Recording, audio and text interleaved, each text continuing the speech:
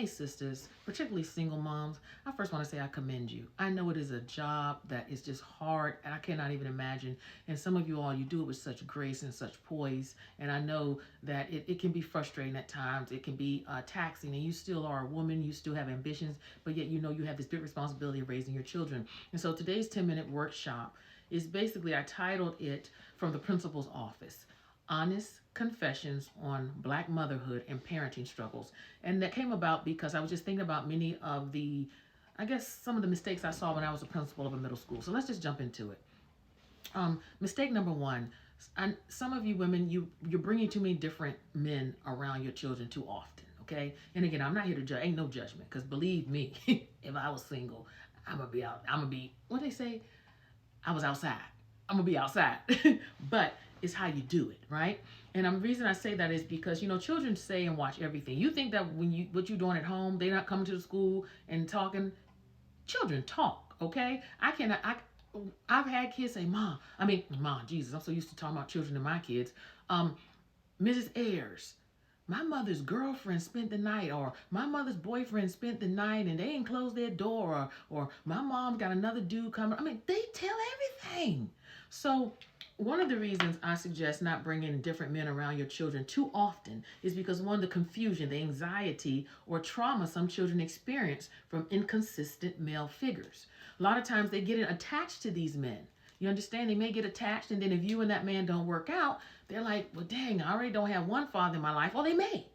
And it's just that. And the second one is the message it sends when children feel like they're sharing space with strangers. Especially when children are younger, it can be very confusing for some of them. So, and also how it can make children feel emotionally unsafe or invisible, because you don't want your children to feel like you're choosing someone else over them. And again, I am not judging you. I am just sharing from one sister to another, to iron sharpens iron, okay? And these are just things that I noticed. And so what could you do instead? One, set some boundaries around dating and children. Two, wait before introducing someone new to your children. And three, prioritize emotional security in the home. Okay? Like I say, date, enjoy, mother, live, go out, whatever, whatever. But just don't bring every Tom, Dick, and Harry, and Sally in some of y'all cases home, okay? So let's do a reflection prompt. Think about this. Have you ever confused your children by how you handled your romantic life? What would emotional safety look like for them moving forward? So think about that. Mistake number two, I noticed, not believing children who say they were touched inappropriately. Now this I've had a lot of experience with, because again, not only when I was a teacher, but when I was a principal, I'll never forget, a little girl came to me. I was a little girl, but she was like 6th grade. She said, Mrs. Ayers, my vagina hurts. And I'm like, instantly I knew. She wants to tell me something, right? So I said, well, baby, what are you saying? And she says, I just want you to know that. And left out my office. So I'm sitting there in a quagmire like, okay, by law, I got to report something when I know something, but I don't really know. So I called the mom and I was like, yes, blah, blah, blah. Your daughter said that her vagina's been hurting her. Oh, she's just been washing herself too hard in the tub and blah, blah, blah. See, when you get defensive like that, I know there's some shit going on. And she didn't say, well, oh my God, what else did she say? None of that. Got on the defensive. So then I asked, I'm just curious, are you, who else lives in the home with you? And she's like, my boyfriend. Okay, cool. So I said, okay, I left it alone. Next day, the little girl came back to my office and she said the same thing, but she said, my mom said that you called, but my vagina still hurts. That's when I called the authorities. And yes, what was going on that you thought was going on, yes. Y'all women, stop putting these Negroes before your children. Look, again, if you need to get your feminine needs met, go handle that. But that's what hotels are for. Don't be letting these Negroes live up in your house, touching your children. And let me tell you something, mothers. Some of these men who are perverted, they're not just touching girls. They're touching your boys too. And many times the children will not tell you, because one, either that the predator will lie and say, if you tell, I'm going to kill you or kill your mother. Or two, they don't feel like they can tell you anything. So again, the best way to eliminate that is, one, be very choosy of who you bring around your children. Do a thorough background check. And then if, God forbid, your child tells you something has popped off, don't act like you don't believe them. Believe them. The truth is, so what you can do instead, listen and believe first. Because that child needs to know that they can trust you, even if it is a lie. Because children do lie. That child might be lying because they just don't want another man in the house or another woman in the house. Second, seek professional support immediately. Protect the child, not the adult. You black women got to stop protecting these Negroes. Can we really be honest? Can we speak 100 with each other? Let's look around, make sure nobody looking. Okay. Ain't no dick worth your child. You understand that, right? And there's some good D out here, okay? But it ain't worth your child's soul. Catch that, all right? So, a healing moment. I want you to practice this phrase. I believe you. I'm so sorry that happened. I'm going to protect you now. You see that? That's what you say to your child. And I want you to reflect on this. If your child confided in you today, what would you say? What would you do? All right. Number 3, mistake. Making children grow up too fast, especially someone with your girls.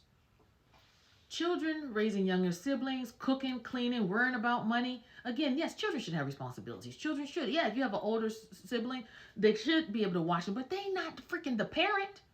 Don't put that on them. Because one, they're going to end up resenting you, resenting the child, not really being able to live and exist. And let's be honest, it's not them children's fault that they are there. They did not ask to be born. You understand? Number 2, the mistake is when you're making your children grow up too fast is they lose their play, their freedom, their emotional development. Also, being called grown for simply having to survive. That's what happens. Oh, she's so grown, she fast. No, she grown because your ass want to be at the club all night. Okay. So, what can you do instead? Let children be children. I'm not saying don't give them responsibilities. Hell, my 12-year-old now act like she can't clean up a room. Set age-appropriate responsibilities and give them joy, rest, and freedom from adult worries. Let's reflect on this part. What part of your own childhood did you miss? And how can you protect that and prevent that from happening to your child? And the 4th mistake I noticed, forcing children to struggle because you did. And that's what some black people do. Well, I had it hard. My child should have it hard. Why? Why? The only reason we had it hard is because slavery, Jim Crow, right? Because we started 400 plus years behind the white man. So that's why we always had it hard. We had to pick up the pace. Not all black people. So come on, I know some black people were living fat on a hog. But just because your parents struggled and you had to struggle, don't you want a better life for your children, opportunity? I'm not saying spoil them and give them every damn thing, but come on, stop doing that. Parents who felt their kids needed to toughen up. That's what y'all think. Or emotional coldness or hardness pressed down from generation to generation. Or the myth that suffering makes you strong. Suffering all they do is make you have trauma. Trust me. So what can you do instead? Let your child thrive without guilt.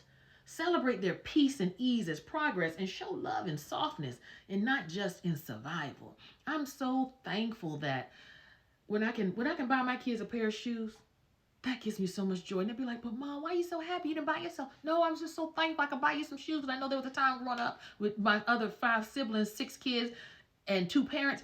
We couldn't afford certain things. And I never asked. I didn't ask for a lot because I didn't want to see that stressful look on my father or my mother's face. You understand? So that's how I had developed a poverty mentality, a lack mentality, and I had to work through all that as a grown person. You don't want your children to have to work through all that They're going to have their own hell to deal with, okay?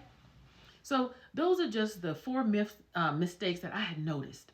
And again, that's no judgment. I just want to be here to help sharpen you and to help us as black people thrive and raise a generation of world changers. All right, thank you all. Continue to like, share, subscribe to my channel, hit the notification bell, and also if my teachers really bless you, buy a sister a cup of coffee or hit my Venmo right there. All right, love you. Bye.